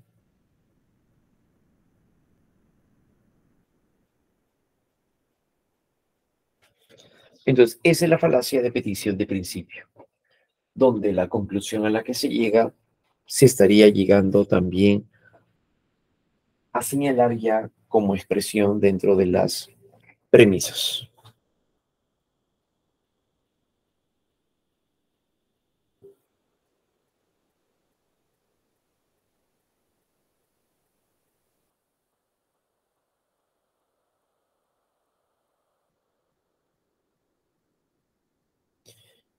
En una falacia entonces de petición de principio, la conclusión estaría señalándose en una premisa que anteriormente ya se había citado. Bien, entonces es ahí donde lo encontramos, ¿no? Todas estas corresponden hacia la llamada falacia de atingencia. Todas ellas, recordemos, pertenecen a la falacia de atingencia. Recordemos que se le llama así falacia de atingencia, aquí en la cual la conclusión no se deriva de las premisas, donde la conclusión no se deriva de las premisas.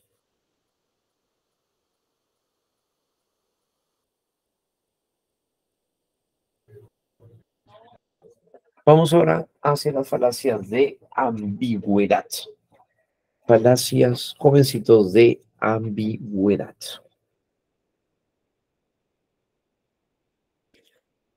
Al momento de señalar la ambigüedad,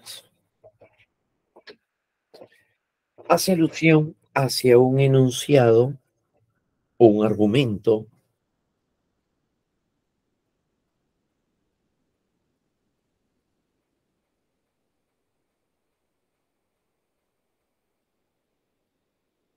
Estas falacias aparecen en razonamientos cuya formulación contienen palabras o frases ambiguas, cuyo significado oscila y cambia de manera más o menos sutil en el curso del razonamiento. Por consiguiente, lo hacen falaz.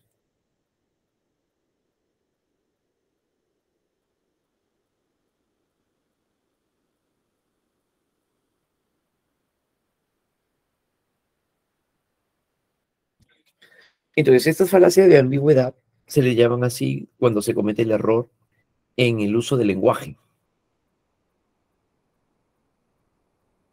Por eso dice a través de frases ambiguas.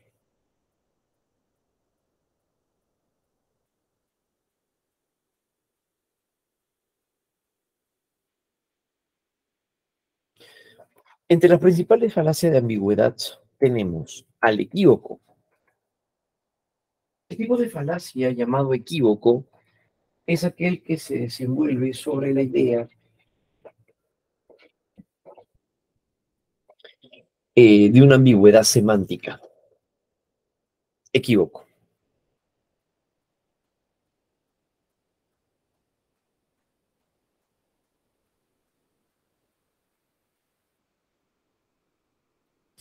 En una falacia entonces de equívoco ocurre cuando una palabra puede llegar a tener otros significados, pero el error viene cuando se ubica a la misma palabra con significados diferentes en un mismo contexto. Esa es la falacia del equívoco. Consiste en usar entonces en el argumento un mismo término, pero con significados diferentes. Claro.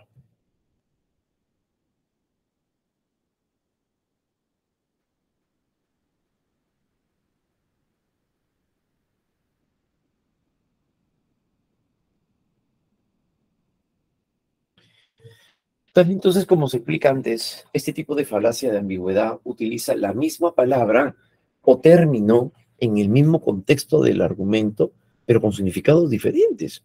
O sea, se produce cuando confundimos los diferentes significados que puede tener una palabra o frase y lo usamos dentro del mismo contexto, con contenidos diferentes.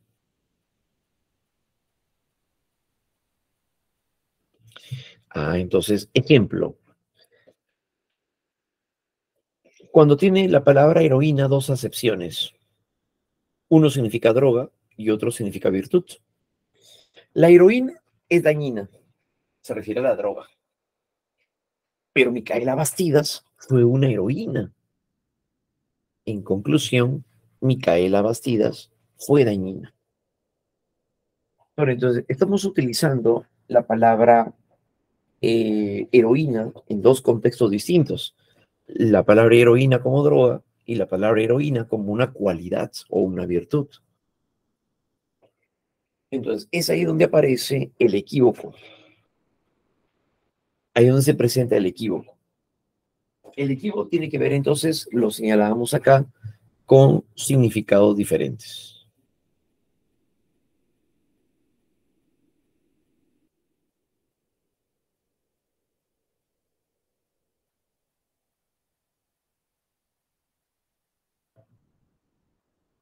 Entonces, en este campo el equívoco se debería, sobre todo cuando encontramos palabras polisémicas. Claro, ¿no? Eso se daría entonces, número uno, con respecto al equívoco. Muy bien, falacia del equívoco.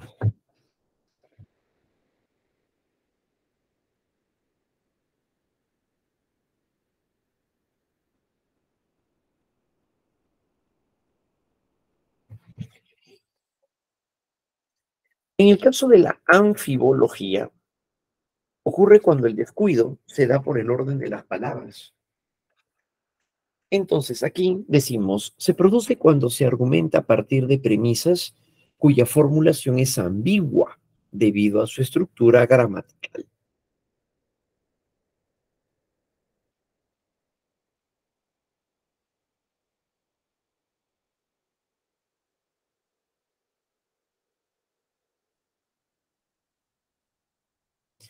En una anfibología ocurre cuando llegamos a el error se llega a dar al no tener cuidado del orden de las palabras. Por ejemplo, se produce cuando se argumenta a partir de premisas cuya formulación es ambigua debido a su estructura gramatical. Una proposición o un razonamiento es por anfibología cuando su significado es confuso. Me encontré con un amigo cuando iba ebrio. Me encontré con un amigo cuando iba ebrio, pero ¿quién iba ebrio? ¿El amigo o la persona que está hablando? Entonces, ese también es una falacia. Bien, anfibología entonces, ¿no? Se trata sobre todo de el mal uso de las palabras dentro de la oración, por eso es más de carácter sintáctico. Entonces, no sé si es de día o es de noche, pero igual me gusta mucho. Anfibología, anfibología. Al momento de llegar a señalar a continuación, por ejemplo,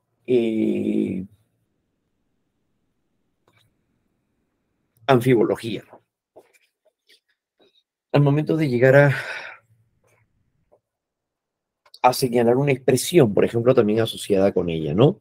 Se vende perro Rottweiler, come de todo y le encantan los niños.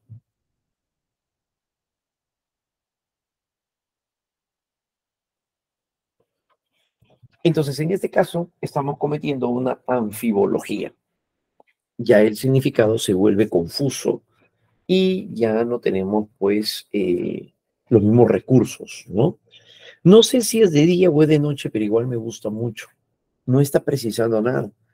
En la anfibología es el tipo de falacia donde no se prioriza.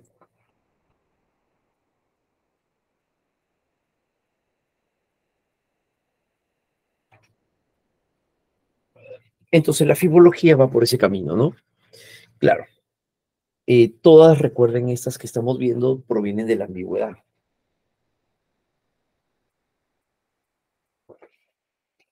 Todas estas se estarían mostrando a partir entonces de la ambigüedad.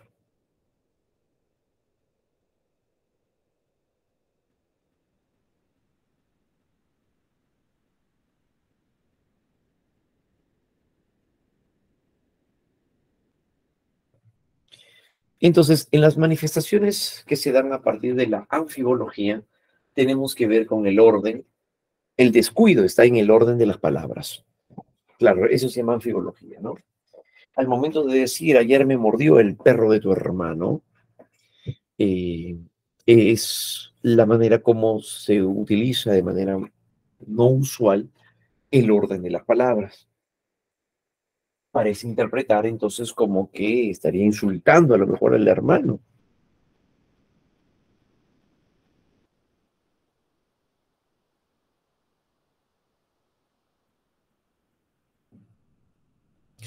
Muy bien, entonces eso implicaría la parte de la anfibología, ¿no? Orden de las palabras dentro de la oración. En el énfasis, este es otro tipo de falacia, pero donde se apela a la emotividad. Para capturar la atención de los consumidores de un periódico, dicen en la portada, terremoto en el Congreso. Al momento de poner ese título, es altamente probable que las personas puedan llegar a eh, comentar.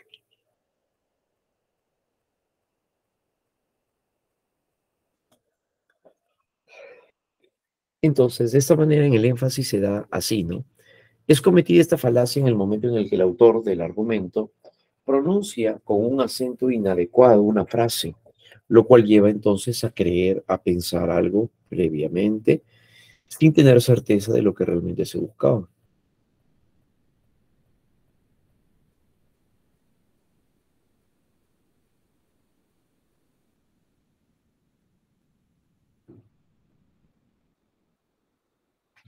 Existen así dos tipos de falacias de énfasis. Uno que tiene que ver con la ambigüedad fonética, que es un resultado de una mala entonación o pronunciación de nuestra oración. Esa es una ambigüedad fonética, se refiere cuando se da a nivel verbal, cuando lo expresamos, la entonación, lo que puede provocar entonces un mal entendimiento, ¿no?, con el receptor de nuestro argumento. Claro, se le llama falacia de fonética, ambigüedad fonética. También se comete una descontextualización que sucede al momento de tomar una oración fuera de su contexto, para así darle un significado completamente diferente al deseado por el autor.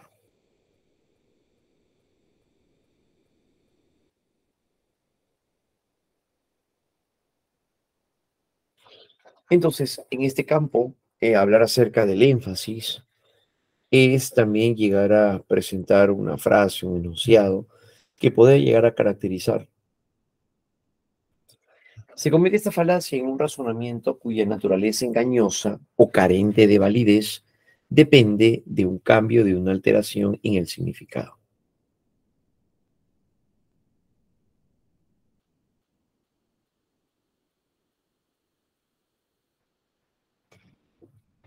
En este caso tenemos masacre, a lo mejor, ¿no? Supongamos, casi lo mismo. Masacre en el Congreso, en las discusiones entre los parlamentarios hizo que se postergara el pleno. ¿Eso que vendría a ser? Pues énfasis, masacre en el Congreso, claro, ¿no? Eh, terremoto en Lima, ahí menciona, ¿no? Entonces, eso vendría a ser énfasis.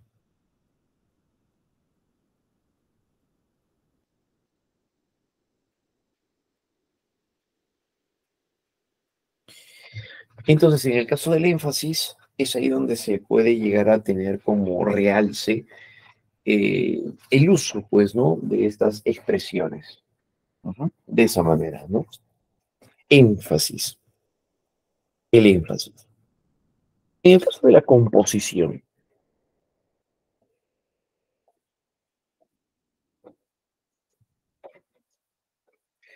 en el caso de la composición, esta es otra falacia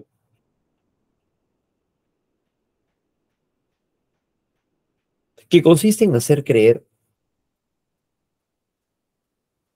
que lo que calza como verdadero para una parte lo es para el todo.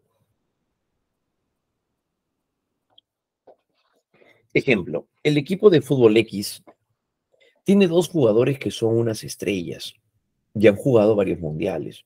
Por lo tanto, el equipo de fútbol es muy bueno.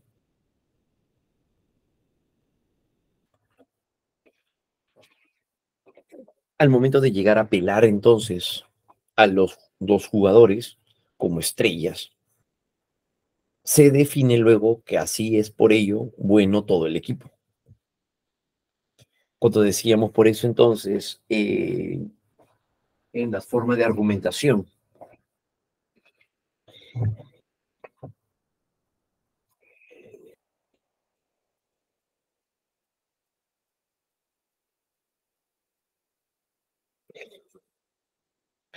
entonces en el caso de una composición nos referimos hacia la parte, hacia el todo. Una parte con ciertas características es suficiente para poder así generalizarlo en un equipo. Entonces, mi primo me enseñó una pieza de su bicicleta que está hecha de un material muy ligero. Por lo tanto, su bicicleta tiene que pesar muy poco. El que una parte de la bicicleta esté fabricada, con la que esté fabricada, llegue a ser de un material liviano, no significa que toda la bicicleta esté no, libre de. Entonces, eso va a llegar a darse en cuanto a lo que es la composición.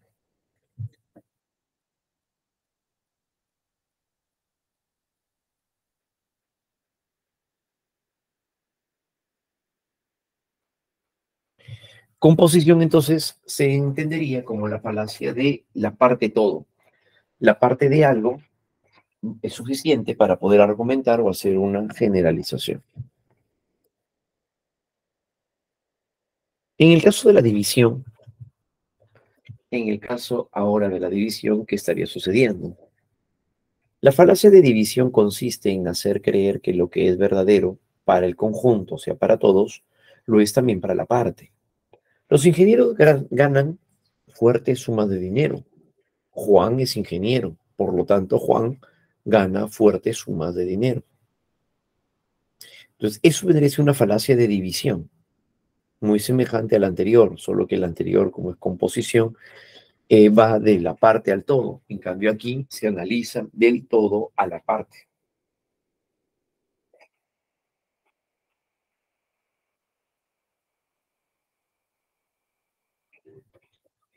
Entonces, ahí es donde se encontraría la falacia de división.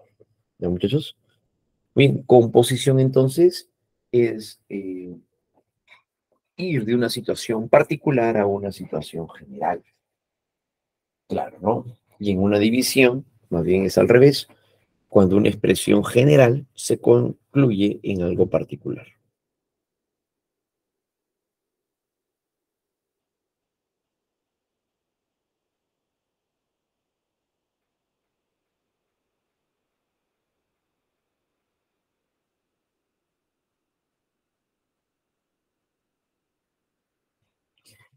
En este caso, entonces, ahí tenemos la composición, parte todo, y la división del todo parte. Ahora, las falacias que hemos llegado a presentar son formas de razonamiento en las que aparentemente entonces podrían llegar a presentar un error, ya sea en su estructura o ya sea en su contenido.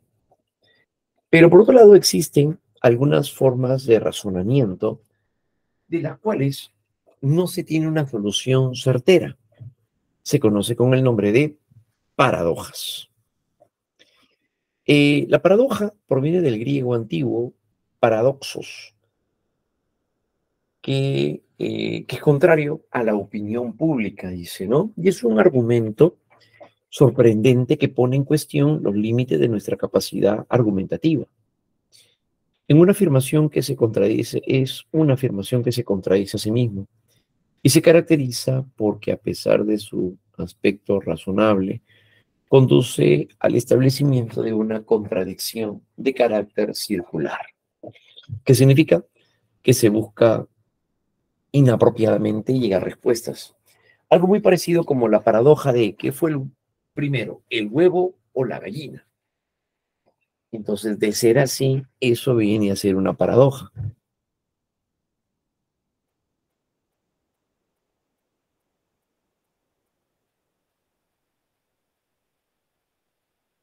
Entonces, en ese sentido, las paradojas, estas afirmaciones que se contradicen, han permitido llegar a ampliar la capacidad argumentativa y también favorece para poder solucionar problemas. También se puede definir a las paradojas como raciocinios que demuestran tanto la verdad como la falsedad de un juicio. En otras palabras, demuestran tanto este juicio como su negación. Demuestran tanto la verdad, dice, ¿no? Como la falsedad de un juicio. Y en otras palabras, demuestran también este juicio como una negación. Entonces, las paradojas han sido producidas a lo largo de la historia de la lógica y la matemática, pues su estudio estimuló investigaciones que intentaron resolver las contradicciones que generan.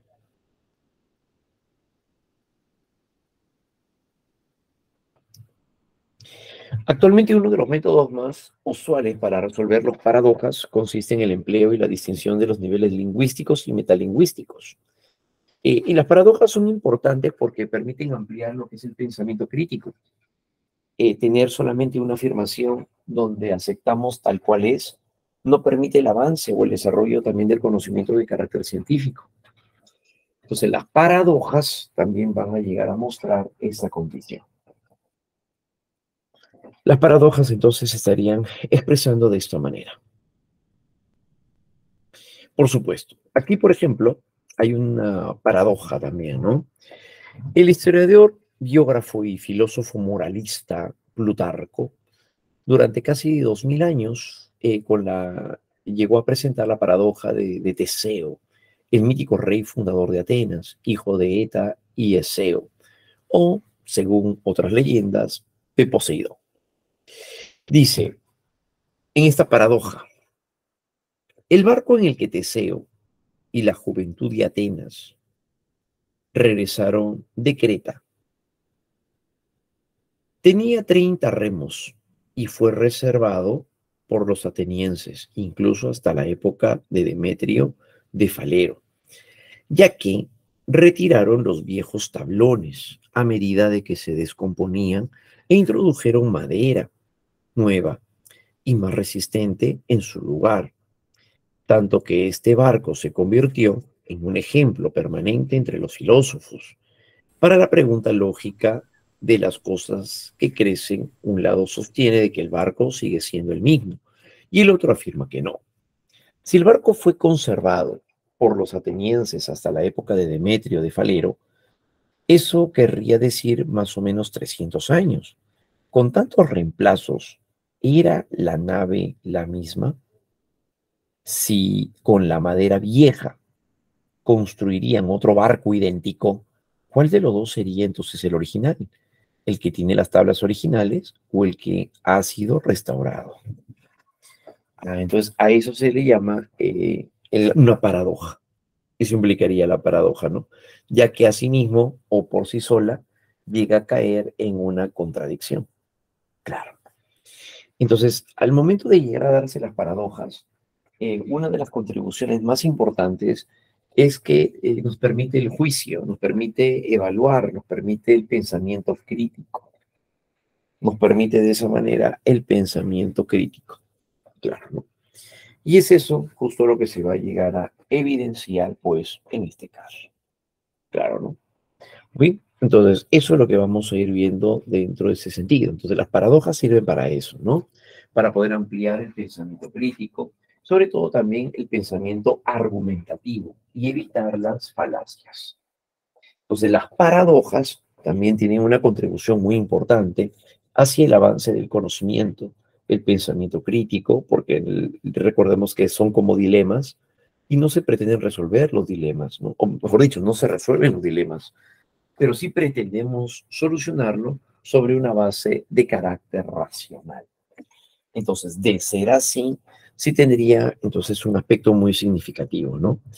Dentro del campo, entonces, así de la lógica, el uso de las paradojas van a llegar a permitir el desarrollo de un pensamiento más analítico, un pensamiento más crítico, encontrarle el sentido de las cosas, encontrarle el sentido de la realidad.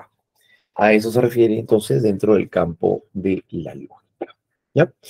Muy bien. Entonces, el uso práctico de las falacias, que es justamente lo que acabamos de mencionar, se puede ver reflejado también porque nos permite llegar a derrumbar argumentos. Cuando notamos de que una persona utiliza la pregunta compleja, o una persona llega a utilizar el misericordia, entonces nos permite estar alerta para poder llegar a responder, para poder llegar a concluir, para solucionar una situación. Entonces, a eso justamente es a lo que se refiere. Entonces, la forma de pensamiento que se está tejiendo aquí tiene un fuerte sentido, claro, ¿no? Entonces, las paradojas también ayudan, las falacias permiten identificar algún tipo de razonamiento con el cual puede llegar a anticiparse la no validez del mismo. Los que estudian derecho conocen falacias. ¿Y por qué estudian las falacias? Para poder identificar en qué momento alguien pretende utilizar un argumento que no tiene un fundamento. Entonces, de esa manera, es ahí donde también se ajusta, obviamente, hacia la solución de situaciones problemas. ¿Ya? Muy chicos, entonces esto es justamente lo que acabamos de mencionar a partir de ello, ¿no? ¿Listo? Y todo lo referido entonces hacia el campo de la lógica y la falacia. Le hemos aumentado un poquito más porque falacia pues sería bastante puntual, ¿no? Bastante simple. Entonces hemos ampliado un poquito más con los conceptos acerca de lo que viene a ser la lógica para que ustedes lo tengan un poquito más completo, un poquito más amplio. ¿Ya? Listo, muy bien, chicos. Entonces, hasta ahí vamos a llegar el día de hoy. Ha sido todo un gusto haber compartido con ustedes y ya nos estaríamos viendo pues ya próximos al final. Claro, así es, muchachos. Un abrazo entonces y ya nos estamos viendo para la próxima semanita también con todos. Listo, nos vemos. Chao, chao, un abrazo. Listo, muy bien. 2 semanas más. Efectivamente, un abrazo, muchachos, y que sigan teniendo una muy bonita semana.